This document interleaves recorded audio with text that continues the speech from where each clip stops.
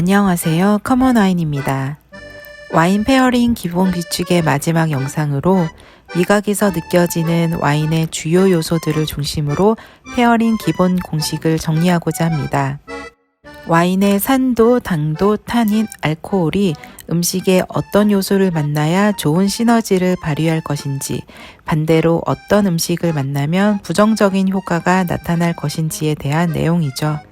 반복해서 말하지만 모든 상황이 모든 이에게 동일할 수 없으며 개인의 취향은 그 어떤 규칙도 가뿐히 깨버릴 수 있을 정도로 강력하다는 것을 기억해 주세요. 개인적으로 와인의 미각적인 요소에서 가장 중요한 것은 산도라고 생각합니다. 타닌, 산도, 바디, 알코올, 구조감 등 모든 요소가 조화로워야 좋은 밸런스의 와인이라 할 수 있지만 특히 산도가 부족한 와인은 들큰한 과일 풍미만 두드러지거나 다소 밋밋한 느낌을 줄 수 있기 때문이죠. 산도가 높은 와인은 신맛이 강한 음식과 잘 어울립니다. 단 산도의 강도가 와인이 음식보다 강해야 하는데 그렇지 않을 경우 와인의 풍미가 약해지면서 밋밋하게 느껴지죠. 또한 와인의 높은 산도는 지방이 많거나 기름진 음식과 좋은 페어링을 보여줍니다. 산도가 음식으로 기름진 입안을 깔끔하게 정리해주기 때문입니다. 레드와인의 가장 큰 매력 포인트면서 음식과의 페어링을 어렵게 만드는 요소는 바로 타닌입니다. 수확한 포도를 으깬 후 화이트 와인은 압착하여 포도즙만 분리하려 발효하지만 레드와인은 발효가 끝난 다음에 압착합니다. 이처럼 레드와인은 껍질과 함께 발효되면서 색과 타닌을 얻게 되죠.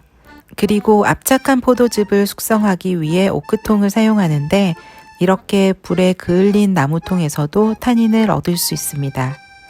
타닌의 폴리페놀 성분이 고기 지방질의 분해를 도와 육질을 부드럽게 해주는데 한때 유행했던 와인 숙성 삼겹살이 이러한 원리로 마케팅을 한 것입니다. 하지만 너무 강한 타닌이 생선 기름과 만나면 기분 나쁜 금속성 풍미를 주기에 피해야 하며 매운 향신료가 들어간 음식과도 상극의 모습을 보여줍니다. 와인의 당도는 기본적으로 와인의 원재료인 포도에 달렸습니다. 따뜻한 날씨에서 잘 익어 높은 당도를 가진 포도를 발효하면 알코올 전환을 마친 후에도 당분이 충분히 남아서 와인에 단맛을 주는 것이죠. 일부 저가 와인이나 특정 스타일의 와인은 단맛을 더하기 위해 설탕 등을 넣어 가당을 하기도 합니다. 이전에도 언급했듯이 단맛이 강한 와인은 디저트로 활용할 수 있습니다. 단 곁들이는 디저트의 당도가 와인보다 강하지 않아야 와인을 압도하지 않습니다. 그리고 크림류의 디저트처럼 입안을 코팅해 버리는 경우에는 와인을 제대로 즐길 수 없으니 주의해야 합니다. 단맛이 강하지 않은 오프드라이 수준의 와인은 매콤한 음식과 아주 잘 어울리고 살짝 단맛의 음식과도 잘 맞습니다. 마지막으로 상반되는 매력으로 흥미로운 페어링을 원한다면 스윗 와인과 짠맛의 음식을 시도해 보세요. 흔히 말하는 단짠의 조합입니다. 와인의 밸런스를 논할 때 중요하지만 흔히 놓치는 주요 요소가 있습니다. 바로 알코올인데요. 알코올은 발효의 결과물로 포도즙의 당분이 효모에 의해 분해되어 알코올과 이산화탄소, 열이 발생합니다.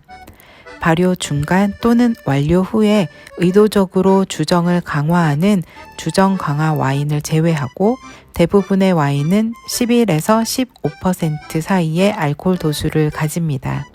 맛을 보기 전에 쉽게 알코올 도수를 가늠할 수 있는데 잔을 돌린 후 그대로 두면 와인이 벽을 타고 내려오는 속도를 보면 알 수 있습니다. 흔히 와인의 눈물 또는 와인의 달이라고 부르며 천천히 내려오며 잔에 오래 자국을 남길수록 알코올 도수가 더 높은 와인입니다. 물론 당도 역시 와인의 눈물에 영향을 미칩니다. 와인을 삼켰을 때 목구멍이 후끈해지는 것으로 알코올 도수를 판단할 수 있는데요.